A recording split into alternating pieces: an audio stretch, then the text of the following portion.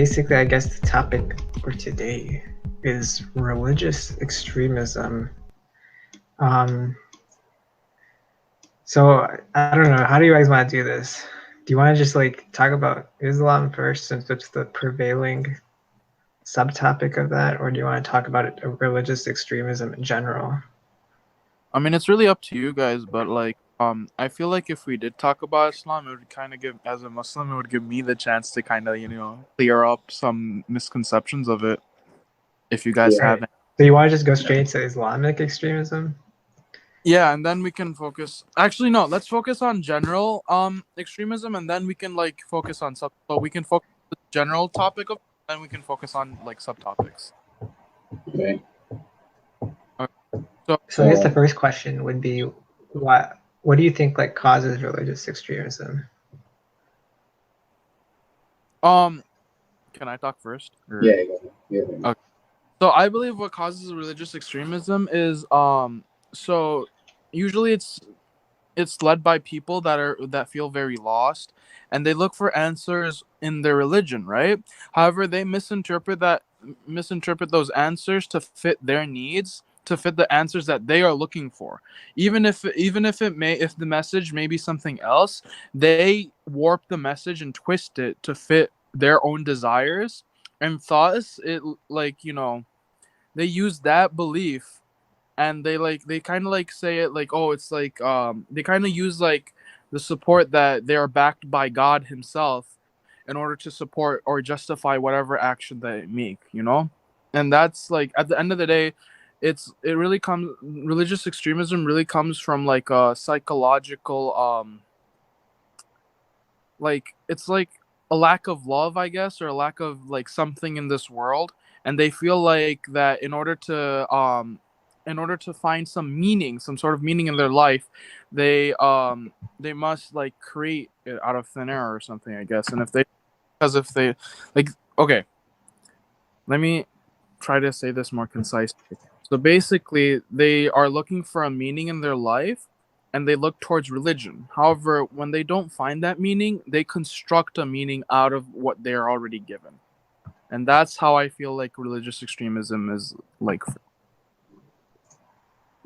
For me, I think it's the fundamentalist ideology, having this infallible concept of having a doctrine that cannot be denied. It's infallible; you can't deny it, right?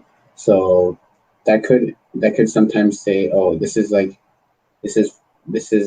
can't change this. Whatever is written in this doctrine has to be followed, and so there's no reform, and so there's no sense of kind of looking at the situation and using the situation to guide you. Instead, it's just this passive recognition of just following the authority.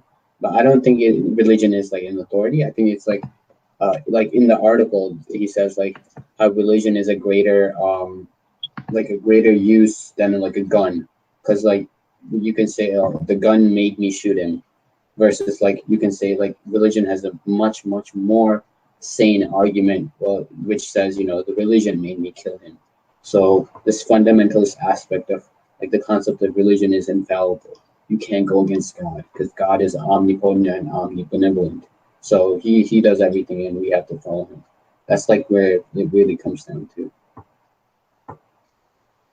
So do you think there's no external factors, or political factors, or let's look at the Middle East right now, where there's a lot of violence, obviously lots of violence.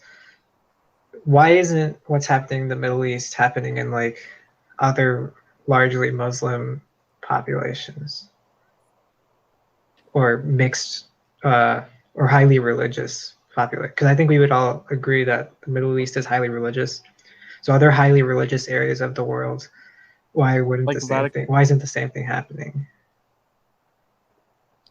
So I feel like the reason why the things that are going down in the Middle East, the reason behind that honestly is because of because as we all know, the Middle East is largely Islamic, and then there's major Islamophobia from the 9/11 incident, as well as other terrorist terrorist acts that have happened throughout the world by Islamic extremists. So the reason why, and then like also like whenever there is some type of like terrorist attack anywhere, like if the person is a Muslim, then they start blaming like the entirety of the Middle East, you know. But let's say if some Christian person like there, I forgot where it was, but I remember there was like this person who not I don't remember what religion it was, either like they were maybe a Jew or a Christian, but like they basically ran over a bunch of people in the middle of a city, and they were not called a terrorist, you know, they were just called a violent like murder or something like that, but the word terrorist was never used, even though what they did clearly, by definition, terrorism is to incite terror within the heart of the population, and this act clearly incited terror within the population of the city. However, he was not called a terrorist. So I feel the reason why everything that is going down in the Middle East is because the heavy like um persecution of Islam, I mean of Muslims, because of Islamophobia, and you know, like if anything bad happens in regards to terrorism, this guy's a Muslim, you know, like it's kind of like a stereotype at this point. And then the second thing is that like the culture of the Middle Eastern countries are very, what's the word, it starts with a C, conservative. They're very conservative, and like people believe that the culture of the countries of the Middle East mix in with the Islamic teachings. However, for example, in the Middle East, women aren't given as many rights as they are here, you know, and people believe that it's like a teaching of Islam that women shouldn't be given rights, but that is false. In Islam, it is believed that women are much more like powerful than have a much more powerful position than men do. They are like, in Islam, of course, we do think that they are I mean, not superior. Men and women are both made to be equal. However, like women are given much more respect in Islam. Like for example, one of the things that I personally remember is that like in regards to our mothers, so our prophet, the last prophet Muhammad sallallahu alaihi wasallam, said that like after Allah or God, and then after him, there's he repeats that you must respect your mother as well, and he repeats mother 3 times. So first it's God or Allah, second it's Muhammad sallallahu alaihi wasallam, and then the third, fourth, and fifth positions are your mother, and then the sixth position is your father. So that kind of shows how much importance is placed upon women in Islam. And plus there are many like important figures throughout Islamic history that are all women, and they affected like the affected the religion like a lot. Like I believe that like one of the first Muslims was a woman, you know, one of the first person to convert into Islam was a woman, and that's like a major thing, and it goes against how all other like how other people say like, oh, Islam has like a lot of like, you know, anti-feminist ideals and whatnot, and like, but the thing is, it's the Middle East cultures that are clashing with the Islamic Jay, just I to mean, I confirm, just searched it up. I found like I found both quotes. Like I find quotes from the Quran saying very egalitarian things, and then find quotes saying stuff like men look after women because Allah has made the one of them to excel the other. Like I can concede but that there's like both things in there. yeah, like I said, like, you know, basically one of the one strong example that I do remember is, for example, like Al Qaeda. One, like either it was Al Qaeda or ISIS, I forgot which one, but they have a quote on their they have like this quote that they follow, like their mantra, and it's like a quote from the Quran. However, like that quote, like in the very same sentence, like the quote says that like I believe it's like you must like the world must be Islam or something like that. I forgot what exactly it was. But like the very next part of the sentence, like literally denies that like quote, you know, and it shows that how Islamic extremism, they basically take the part that like supported their belief, and then they like forgot the rest. You know, they didn't like, you know, Jay, and also quick, can be. just a quick question. Like, I know in Hinduism, it's like homosexuality is not considered like it's not considered a good thing. Like people will call you out for it. Is that the same in Islam? I'm not gonna deny it. Yes, it is the same in Islam, but it's not like, if you really think about it, it's the same in most religions. Most religions Yeah, deny. most religions. Yeah. Yeah, most religions believe that homosexuality is a bad thing, and they shun people for it. Mm-hmm. So yeah, I'm not gonna deny. Yes, in Islam we also do shun people that are homosexual. So a lot of this, like, I feel like this always constantly devolves into this sort of argument of like, what is in the Quran, what isn't in the Quran. And every single one of my conversations with someone about this has always like, whether it be with you or whether it be with Saad or someone else, it's always like, but actually this is this, right. But So it's okay. always like, what's in the Quran, you know? Mm-hmm. My question is, why would a bunch of people follow really conservative practices, like if it's not actually in the book? Okay, so that's like, it's like the difference between religion and culture. So like for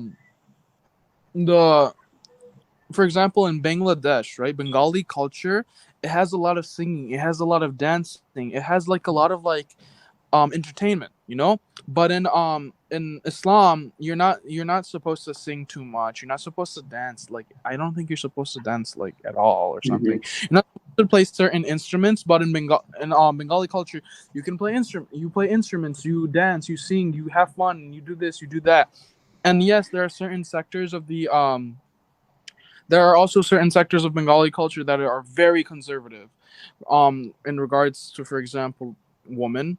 Like Bengali culture, like, holy crap, it is Yeah, so. but well, like, where I know I understand what you're saying, but my question is, for those sects that are very conservative, like, are they just getting the ideas out of thin air? Where are they getting it from? So it's kind of like how every religion is basically, they have their own interpretation of God, and it's basically a group of people following that interpretation. So it's just like that. Like in Islam, there are also different interpretations of Islam itself. Just like how in the three Abrahamic religions, there's different interpretations of who is the last prophet. For example, the Jews believe that the last prophet has yet to come. Christianity believes, I don't know what Christianity believes in regards to the last prophet, but they believe that Jesus is the Son of God. And then in Islam, we believe that Muhammad was the last of the prophets, and then Jesus was one of the prophets, and he was one of the most integral prophets of the many that we had. And as well as other, like Abraham was also a prophet, but that is a common thing throughout all three Abrahamic religions. Wait, Jay, you're not answering my question. I'm just What asking, like, that, where like, does where does conservative belief come from? the conservative belief because honestly, I feel like since many societies and civilizations first came from, like, you know, patriarchism or whatever, and that's how like the conservative ideals came through, because back then there were more patriarchies than there were matriarchies. Patriarchies, What is meaning back like, then? But back, like, where does the patriarchy come from? the patriarchy comes from because men felt superior to women, I guess. Why did men feel superior? I don't know, because they looked. Could it possibly be because they were told from a book? By religion, yeah, indeed. That's true. No, I don't know why that's so inconceivable. I mean, even before religions were discovered, or like even before religions, before God came into existence, you mean? So what is every single patriarchal society like not essentially animalistic? non-Muslim then, or non-Islamic, or non-Christian, or if you non-Hindu? think about it, guys, if you think about it, patriarchies exist. There have been many patriarchies that existed before religions have. Okay. I mean, what I don't know. Like, what does that mean? Like, I feel I'm like trying to not everything. Like, what we need to do is that we need to separate the religion from the culture. But you can't, like, in some cases, you really can't make that separation. But yes, you can. Like, for example, culture. The Middle East before Islam was, I don't even know. Before Islam was founded, okay, let's just go with that. Before Islam was founded in the Middle East, they were still conservative people. They had very conservative ideals. Yeah, because okay, so that's because it was based off Christianity, and then before that, it was based off Judaism, right? Like, I don't know about pagan religions, but don't you find it conceivable that a religion could influence its culture in certain ways? But you can also say that it goes the other way too. The culture influences it as well. And that's how, like, there can be different sects that form from, like, different sects of religion. You know what I mean? Yeah, but yeah. So it can go both That's what ways. I'm talking about. I'm talking about there are sects. So you have non-conservative sects, obviously, but you also have conservative sects. So that's what I'm just talking about the conservative sects. Oh, okay. I'm sorry. I misunderstood your question then. I apologize. I mean, that was a while ago. I mean, would you agree with the claim, like, yes, in any religion? I think I want to make it broad that, like, I don't want to focus just on Islam here because I'm anti-theism for everything. But in any religion, like even Christianity, there's good stuff in the text, there's bad stuff in the text. Yeah. Why is it so inconceivable that there are bad things in the texts and that people are motivated to do bad things because I told you, dude. I told you in the beginning. It's the fundamentalist ideology. God said it, so God must be right. That it's just the phenomenon. You know, they don't even see it as bad because they think, oh, we are making it bad. That's what they believe. Like, they think we are the ones who think it's bad. But I don't want to put it down to just one thing, right? Because a lot of the conflict in the Middle East is due to, like, political factors, foreign influence, all the meddling of Western powers and proxy wars. It's just one piece of it, right? I don't want to conflate it to saying it's just fundamentalism that causes it. It's just because there's bad things in the texts. There's multiple things, and so but like I feel like what the article said, and I kind of agree with this, is the left feels like they're not allowed to criticize that in any way because that's bigoted. And then the right obviously just criticizes all of it, and it is bigoted. So it's like an extreme reaction to what the right does. I guess. I mean, majority of the Middle Eastern countries have their politics influenced by religious leaders. There's a lot of influence of religion on the people, and so that also has another factor, right? Because obviously, like, you know, like in America, like the church and the state are like different things, so that one religion does not take over. Is that the same in, like, Iraq, Iran, Saudi Arabia? Is that the same? I don't know. As far as I'm aware, that is the same. The state and the religious institutions are separate. Mm-hmm. I believe the only place in the world where the religious institution and the state are this one and the same is the Vatican City. Yeah. Okay, first of all, wait, Iran, Israel. That's two right off the top of my head. What? Iran and Israel. What about them? The church, like, It's not separate. It is. Wait, let me check. Iran, like the head caliphate or like the head guy of the whatever, is the supreme leader. It's kind of the same as the Vatican City, right? The Pope controls Vatican City. The head caliphate controls the country. Mm-hmm. And I mean, Israel is literally an ethno state. So I don't. But dude, like, I think, not to bash on anything, right? But the philosophy of Islam, Jay, you can correct me if this is wrong, but like, I think it's very expansionist. I think that, like, in a good way, right? It's not obviously like to like cause harm to others, but like, it's inherently created so that it could expand. And I was watching this interview of this guy, like, he was like in this Canadian interview where he's like, we bow down to your queen right now, but in another 60 years, our Muslim population is going to grow so much that we no longer would have the need to bow down to anyone because everyone will be Islam. So like the whole like, this might be wrong, but like, I think, in my opinion at least, unlike other religions where I guess every religion wants to expand, right? But like, to the extent where like you want the whole world to be one philosophy. Isn't every belief like inherently expansionary? And I just want to address one thing. Yes, we are very Islam is very expansionist. However, one of the things in Islam is that we must respect other religions. So like the guy who said like, oh, we're bowing down now, but like once we even when like Islam like is a very like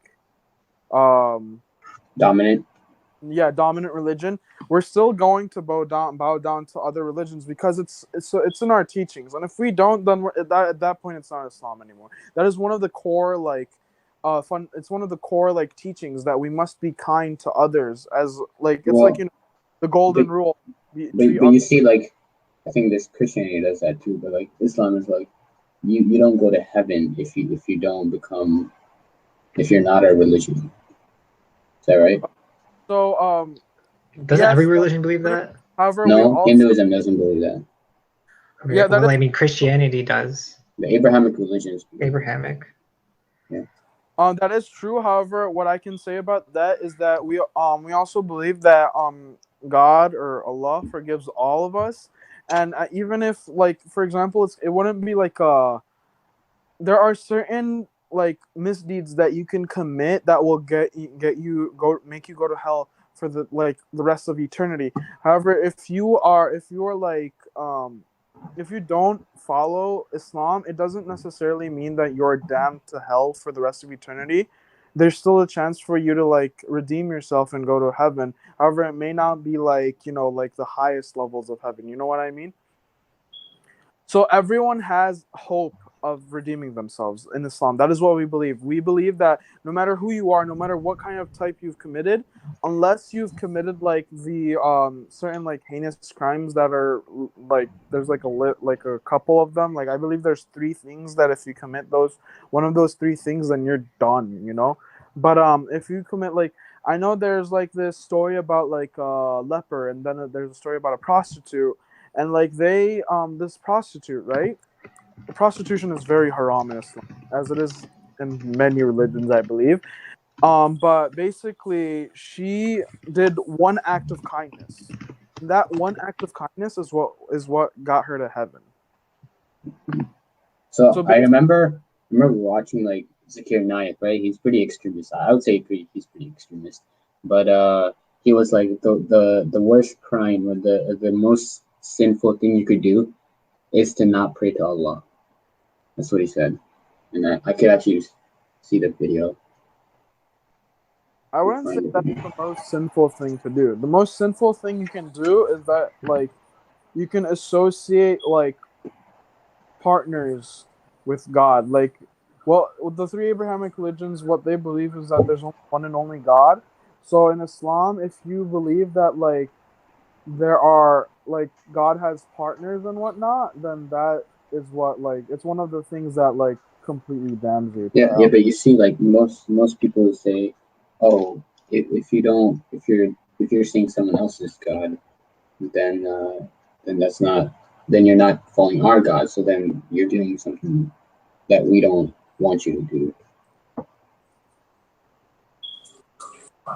right? Because people could argue that you're calling someone else that is not God, and so then you're committing a crime. I guess that's not really, not everyone does that, but I guess that's like a really extreme. That would be like a really extreme taking of like the logic, right? I feel like most Muslims wouldn't go up to someone of a different religion and say, "Hey, you're going to hell because you're not Muslim." Yeah, or not Islam. You don't follow Islam. Yeah. But it's like that key separation between Islam and Muslims. Mm-hmm.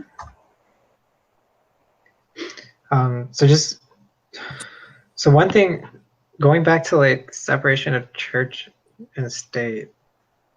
So I have some research. I just searched up like support for Sharia law in Muslim populations and countries, and like countries like Afghanistan and Pakistan. It's like Afghanistan has a 99% rate of Muslims who support Sharia law, and Pakistan has an 84% rate.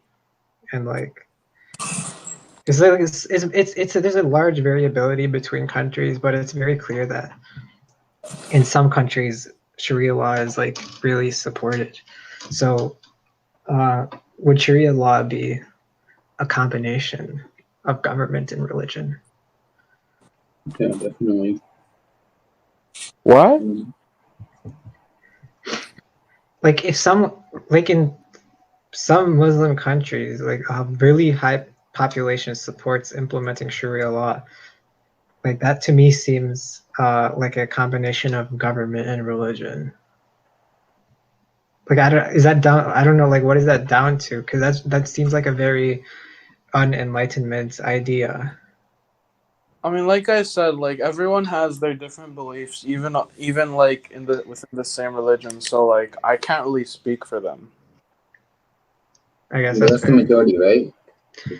But it's not like a small minority though. Yeah, it's a majority. That's the thing.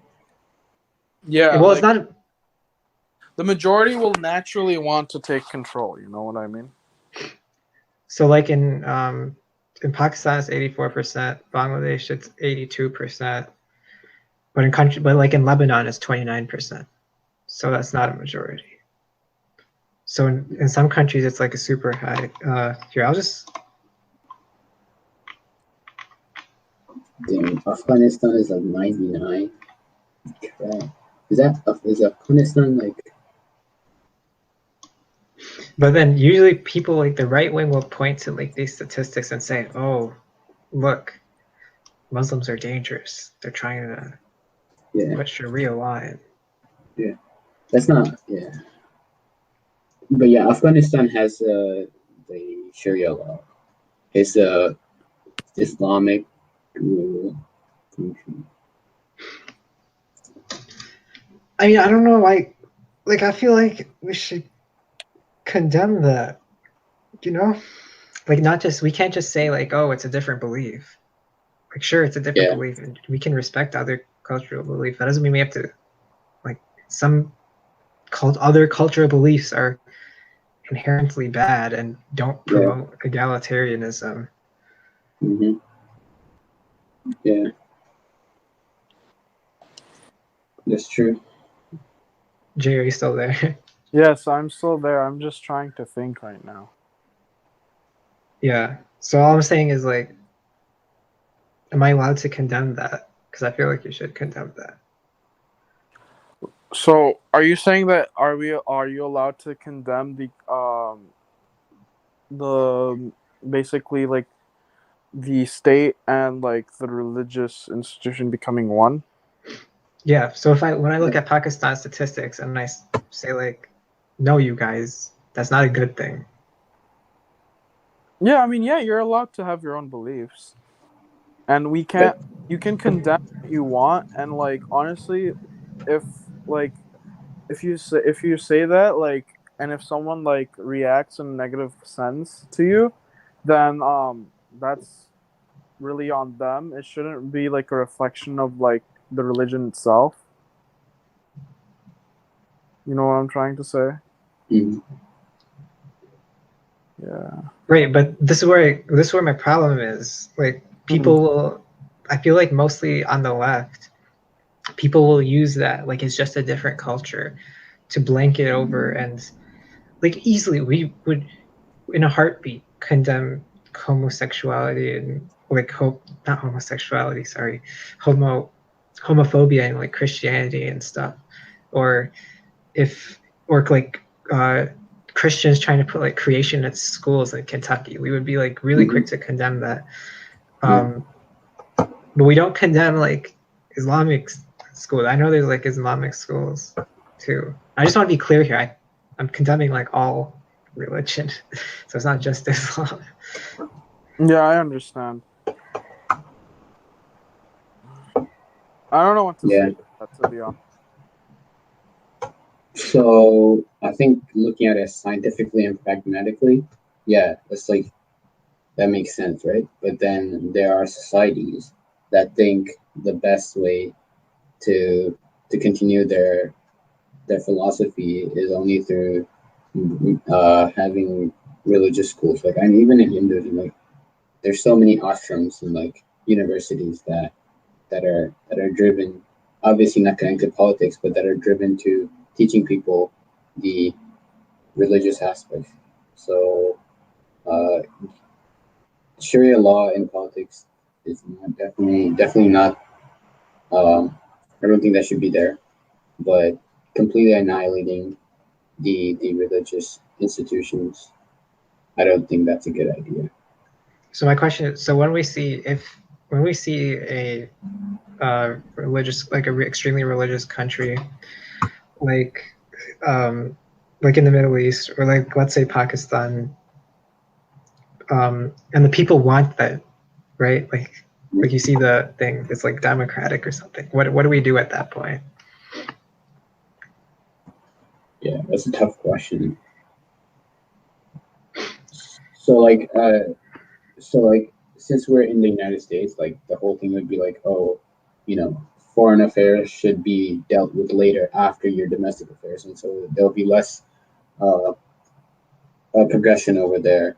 But to be honest, I would start some policy in containing that. Although that might sound conservative, you kind of have to realize the implications of how strong religion could be.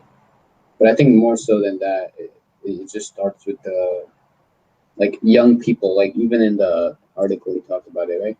Like young people are just have this identity that they hold so strong. So like they're stuck between these two extremes, right? They can't say that religion is.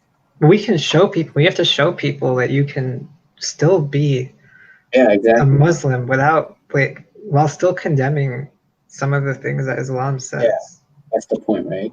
But then they're like from a young age they're told to from a young age they're told whoever says anything wrong to this, you should never listen to them and stuff like that. I mean, that's not something that I taught, but okay.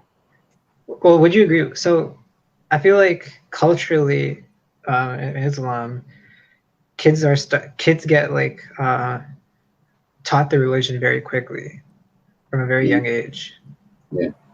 And Jay, your case is in the United States, right? We're talking about the Middle Eastern countries. But even in the United States, like all of the from what I've heard, like throughout the world, we're taught the religion at a pretty early age. Yeah, so like stuff like that is what like how can you understand the fallacies of an ideology if you have such a small breadth or you have such little exposure to other things? Like what I think he called this something in the article, but it's like the opposite of ideological achievement, where you have a high level of commitment to an ideology, but at the same time, before you've made that commitment, you've gained knowledge and read about like a vast array of ideologies, Whereas the opposite, in Islam, or how the way kids are taught Islam or Christianity or Hinduism is you don't have much exposure, but you have a really high level of commitment to one thing because you're taught from such a young age. Mm-hmm.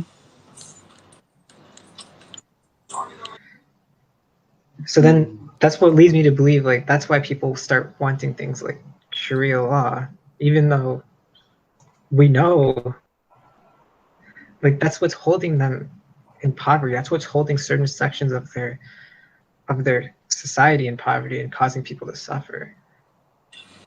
Yeah, but also, but they wouldn't really. Okay, I don't know how to say this. No, it's all right, dude. Like it feels like you're getting attacked, but it's just like. No, I'm not. I don't feel like I'm getting attacked. I'm just trying. I'm trying to find a way to like explain it, so that like it's understandable for both me and you. Mm-hmm. So basically, it's kind of like the whole position and power type of thing.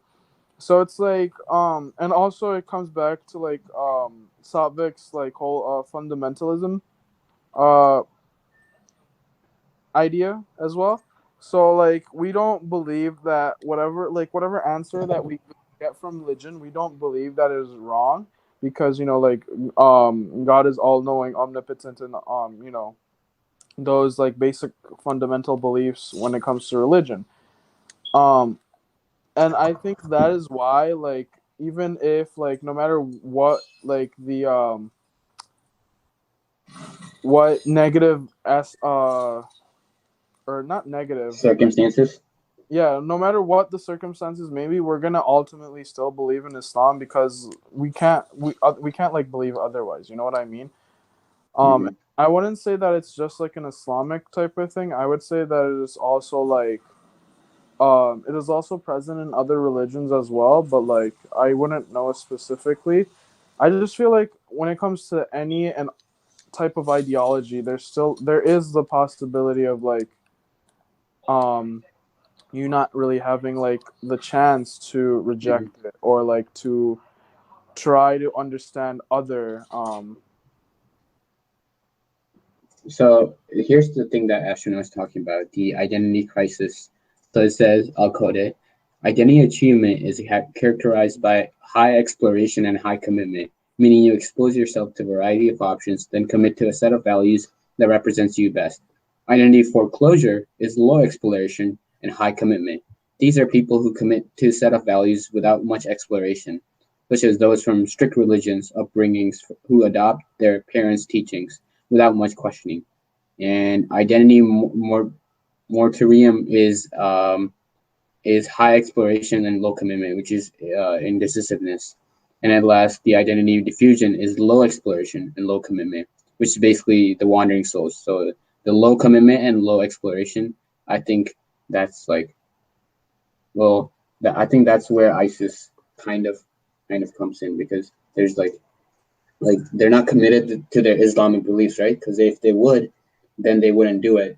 But well, they're committed. Well, honestly, they're committed to their certain interpretation of Islamic beliefs. I guess so. Yeah, you're right. I feel like they're really committed. So it's like because they have low exploration, that's why they're committed to one idea. If they were to explore like the rest of the like other religions or even like the rest of the Islamic religion, then they'd like have different like beliefs. But because they're really like closed off to other beliefs, it kind of like leads to a identity crisis type of thing. Well, can I ask you this, Jay? How closely do you think your identity as a Muslim is tied to your belief in following Islam? That I kind of don't understand the question. Could you be atheist and still be Muslim? Oh. And still hold on to that culture? I can't speak. I can't really. Like, could you be atheist and still do Ramadan? Oh, I mean, yeah. It's Ramadan. Really is like. Sorry about the background noise. Ramadan is basically for us, like, to as humans to understand, like, the like to understand that we shouldn't take anything for granted. Be grateful for what we have in life. So I'm not. It's not necessarily like anyone can fast, and Ramadan is actually very similar to like a Christian tradition. I believe it's called Lent. Yeah. Yeah. So I'm not saying like I wouldn't know if it would be called exactly like if it would be called Ramadan, but like you can still have like similar like traditions. Yeah, so you could still like celebrate Eid. You could still do Ramadan. You could still speak Arabic. Oh yeah. For example, like I know that like traditionally he follows many like Islamic traditions. However, he himself, like, I don't remember if he confirmed this with me or not, but like, he never really told me like whether or not like he himself like is like a Muslim. You know what I mean? Like he says it's like Islamic traditions are a part of his culture, but like when I asked him like, do you believe in it? He like never like I don't remember whether or not he gave me an answer about that. So the question I think I have is that can you have people who are Muslims who are not obliged to follow Islamic beliefs? Can that be possible? I won. Congratulations. I'm not sure. I guess. Well, you gave it. Who was your example? Alan. Wait, Alan's Muslim? I mean, Alan isn't Muslim, but like he has like Muslim traditions and culture. Mm-hmm. Like for example, they kind of celebrate Eid in a sense. Like I remember, I talked to him and he's like, "Oh, Eid's in a couple of days," and I'm like, "Wait, you're Muslim?" And he's like, "No, I'm like." Dude, let's not get to your Eastern European. Oh my God, it's so complicated. What? Eastern European freaking culture is just too much for me, dude. Yeah, it's like... Yeah.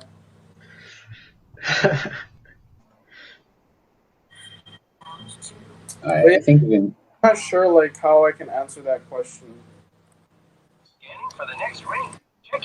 I feel like it's very easy for Christians to say, like for Christians in America, they can very easily not really follow the ideology, but still participate in things like Lent or fish fries going to church, their communion or whatever, celebrating Christmas. Like these traditions can be still followed without having an inherent religious like ideology.